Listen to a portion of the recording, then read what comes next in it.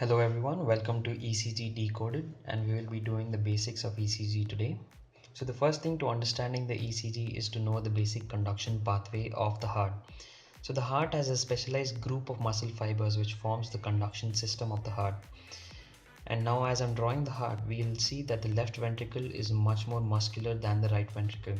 This is true in reality as well because the right ventricle supplies only the pulmonary circuit, whereas the left ventricle has to supply the entire systemic circulation as well.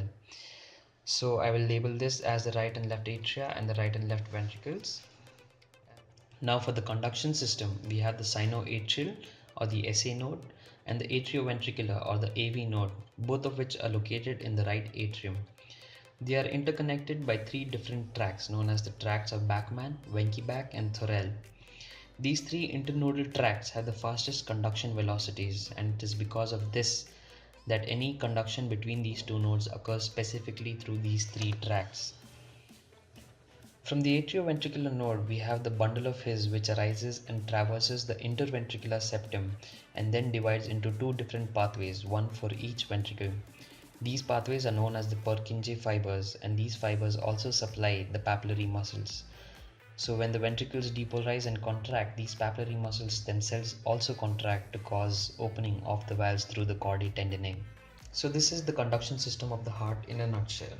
We'll try to simplify this by converting this into a four-chambered square. So you can see that the square is a little tilted.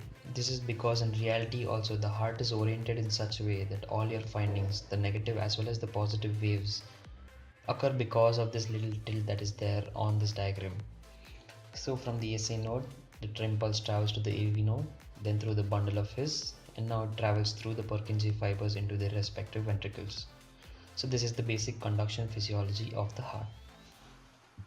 To understand is how we clinically record an ECG. So we have two different types of leads, the unipolar and the bipolar leads. We'll be concentrating on the bipolar leads for now so that we get a basic understanding of how each and every wave is formed. So this is a human being who's been positioned in such a way so that we get an orientation of the different leads that we are going to discuss now. So we'll be attaching electrodes to all the extremities, one of which is the right foot, is the ground lead.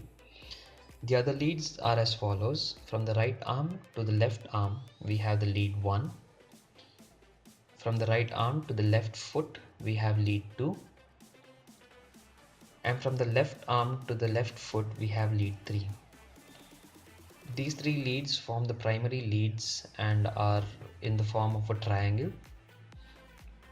Now if we rearrange lead 3 so that all these vectors arise from a single point, we can represent this entire thing on a circle. So according to that, lead 2 is in this direction, and lead 3 is in this direction, and lead 1 is in this direction. Now from these three leads, we also have three other leads which are calculated, which are known as the augmented leads, and these are in these three directions.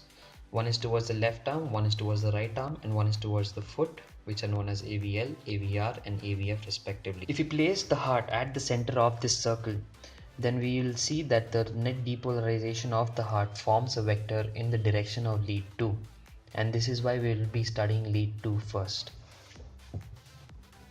So now let's correlate whatever happens in physiology to whatever happens clinically for us to understand how each and every wave in the ECG is formed. So first things first, keep in the back of your head that the lead 2 points in this direction. So the first event that occurs is that the sinoatrial node generates an impulse which travels to the AV node through the internodal tracts. Clinically, the atria are contracting right now, and on the ECG, it's the atrial depolarization. So since this depolarization or this impulse is in the direction of lead 2, it forms a positive wave known as the P wave, the first half of which is represented by the right atrium and the latter half is represented by the left atrium. From the AV node, the conduction impulse travels through the bundle of His through the septum.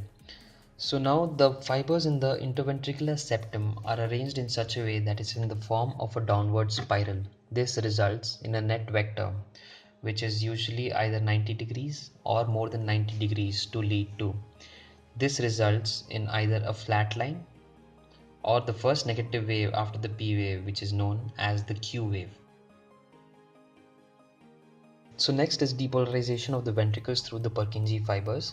Now these ventricles obviously depolarize in two opposite directions, but as we spoke before, the left ventricular mass is much greater than the right ventricular mass. So the left ventricle has more electricity flowing through it. This results in a mean vector that is in the direction of the left ventricle and in the direction of lead 2. However, when the apex is depolarizing, it depolarizes in a direction opposite to lead 2, leading to a negative wave. So now we have an R wave, which is a positive wave, and an S wave, which is a negative wave. Now at the same time, the atria are also repolarizing, which results in a positive wave. However, because the ventricles are much greater in mass than the atria, the atrial wave is masked off by the QRS complex. Next is the repolarization of the ventricles. This occurs in a direction opposite to depolarization. However, it occurs from the epicardium to the endocardium, which is also opposite to that of depolarization. These two negatives results in one positive. This positive vector is also in the direction of lead 2. This results in another positive wave.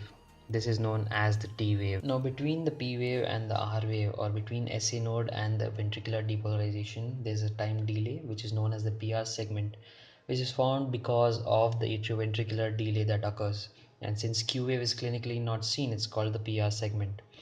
Similarly, between ventricular depolarization and repolarization, we have the ST segment. When you combine all these together, we have the P, Q, R, S, and T complex, which forms the basic waves in an ECG.